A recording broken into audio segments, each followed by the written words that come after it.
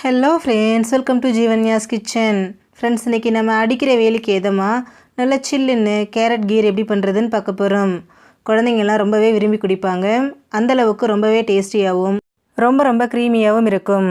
ரொம்பவே ஹெல்த்தியான ஒரு ரெசிபியும் கூட. இது எப்படி செய்கிறதுங்கிறத பார்க்குறதுக்கு முன்னாடி நம்ம சேனல் ஜீவன்யாஸ் கிச்சனை மறக்காமல் சப்ஸ்கிரைப் பண்ணி பக்கத்தில் இருக்க பெல் சிம்பிளையும் கிளிக் பண்ணிக்கோங்க.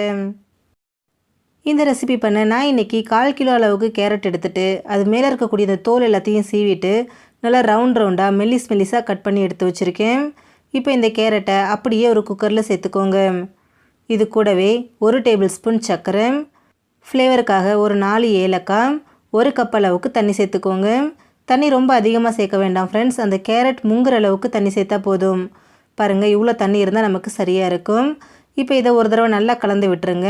கலந்ததுக்கப்புறமா குக்கரை மூடி போட்டுட்டு 4 விசில் விட்டு இதை வேக வச்சு எடுத்துக்கோங்க. 4 விசில் ப்ரெஷர் ஃபுல்லாக தானாக ரிலீஸ் ஆனதுக்கப்புறமா இதை ஓப்பன் பண்ணிக்கோங்க. பாருங்கள், கேரட் நமக்கு நல்லா சாஃப்டாக வெந்து வந்திருக்கு. லைட்டாக ஸ்பூன் வச்சு அழுத்தும் போதே பாருங்கள் நல்லா மசியுது. நம்ம இதில் ஏலக்காய் சேர்த்து வேக வச்சதுனால கேரட்டோட வாசனை கொஞ்சம் கூட இல்லாமல் நல்லா வாசனையாக இருக்கும்.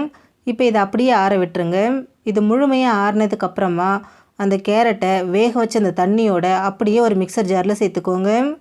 சேர்த்துட்டு இதை நல்லா நைஸாக ஃபைன் பேஸ்ட்டாக அரைச்சிக்கோங்க. பாருங்கள் எவ்வளோ நைஸாக ஸ்மூத்தாக இருக்குன்னு.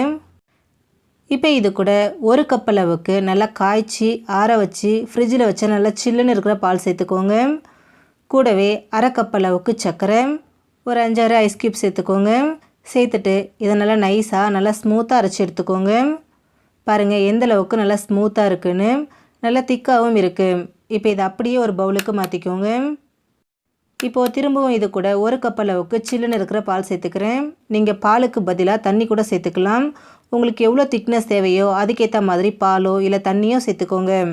இப்போ இது கூடவே கொஞ்சமாக பொடியை நறுக்கின முந்திரி, கொஞ்சமாக பொடியை நறுக்கின பாதாம், 1 டீஸ்பூன் அளவுக்கு சப்ஜா விதைகளை ஊற வச்சுட்டு அதையும் இது கூட சேர்த்துக்கோங்க. கூடவே கொஞ்சமாக ஐஸ் க்யூப் சேர்த்துக்கோங்க. சேர்த்துட்டு இதை ஒரு தடவை நல்லா மிக்ஸ் பண்ணி விட்டுருங்க. மிக்ஸ் பண்ணி விட்டுட்டு நல்லா சில்லுன்னு குடிக்க கொடுங்க. ரொம்பவே ஹெல்த்தியாகவும் ரொம்ப சில்லுன்னும் ஆரோக்கியமாகவும் இருக்கும். குழந்தைங்கள்லேருந்து பெரியவங்க வரைக்கும் எல்லாருமே விரும்பி குடிப்பாங்க. அவ்வளோ டேஸ்ட்டாக இருக்கும். அவ்வளோதான் பாருங்கள், நமக்கு ரொம்பவே டேஸ்டியான கேரட் கீ ரெடி ஆகிடுச்சு. ஃப்ரெண்ட்ஸ், நீங்களும் இந்த ரெசிபியை ட்ரை பண்ணி பாருங்கள். எல்லாருக்குமே ரொம்ப பிடிக்கும். ஃப்ரெண்ட்ஸ், இந்த வீடியோ உங்களுக்கு பிடிச்சிருந்தா லைக் பண்ணுங்கள், ஷேர் பண்ணுங்கள், கமெண்ட் பண்ணுங்கள். ஜீவன்யாஸ் கிச்சனை சப்ஸ்கிரைப் பண்ணி பக்கத்தில் இருக்க பெல் சிம்பிளையும் கிளிக் பண்ணிக்கோங்க. அப்போ தான் நான் போடுற வீடியோஸோட நோட்டிஃபிகேஷன்ஸ் உடனுக்குடனே உங்களுக்கு வரும். தேங்க்யூ.